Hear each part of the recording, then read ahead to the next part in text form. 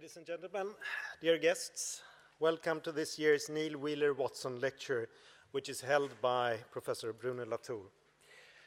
My name is Olov Amelin, and I am director of the Nobel Museum, who organizes this lecture as an important part of our ambition to be an institution focused not only on informing about science and research, but also an institution with an active research department of our own.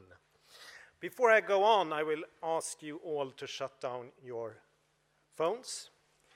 I hope you all follow my example.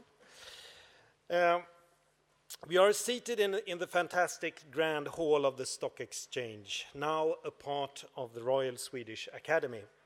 I would like to express my gratitude to the Academy for letting us use this magnificent hall on these occasions. Now, this lecture would not have been possible to arrange without the generous support from Neale Wheeler Watson. Neale, you have been a true supporter of our museum ever since it was founded, and you have helped us shine a few rays of intellectual light upon this frozen part of the world from time to time. From the bottom of my heart and on behalf of everyone who sits here today, thank you, Neale. Dr. Paul Sjöblom and his colleagues at the research department here at the museum have worked hard with all the arrangement for today. Thank you all for your fantastic work. Before Professor Latour begins, I know that Paul has prepared a brief introduction. So, Paul, the floor is yours.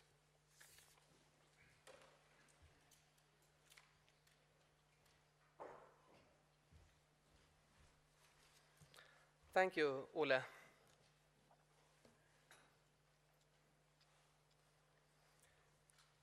Bruno Latour's research and writings constitute some of the most interesting in their originality, scope, and ability to capture perspective.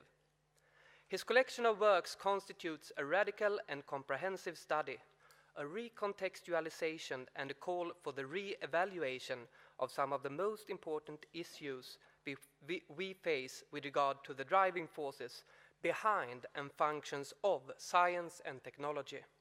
Modernity's historical influence, the political significance of globalization, and the ethical and moral consequences of the ecological crisis with which we are faced. It is impossible for me to adequately capture, summarize, and present the profound impact of Professor Latour's thinking here today, of course, though the presentation of a few selected examples from his work should provide at least a glimpse of its enviable breadth and depth, and hopefully give a framework for today's lecture. Bruno Latour is a doctor of philosophy and theology, but for the majority of his career as an anthropologist and sociologist, he has been working closely with the education of engineers. He is often associated with the interdisciplinary field of science and technology studies, as well as with the actor network theory, to which he played a significant role in formulating. However, anyone who commits to reading his works will quickly realize just how difficult it is to place it within the bounds of any one field. To put it very concisely, Professor Latour's primary interest lies in examining the relationship between nature and culture, or more specifically, in examining man's problematic relationship to nature, as how I see it. How we interact with nature.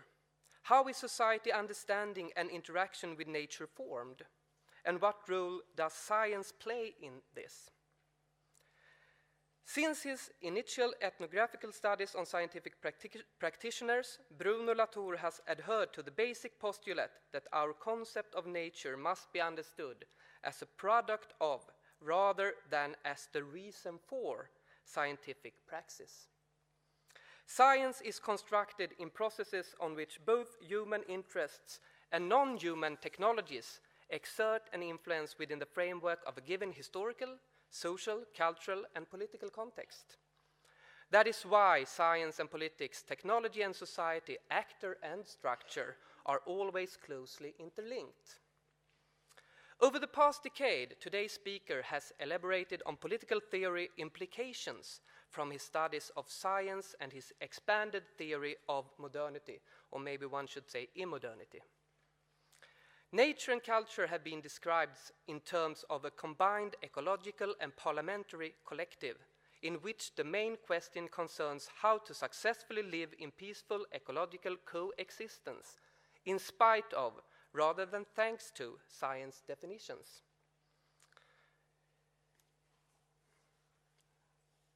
According to Latour, modernity's unequal assumptions of reality and society, as these entities have traditionally been studied by sociologists, are obstacles in the way of achieving this.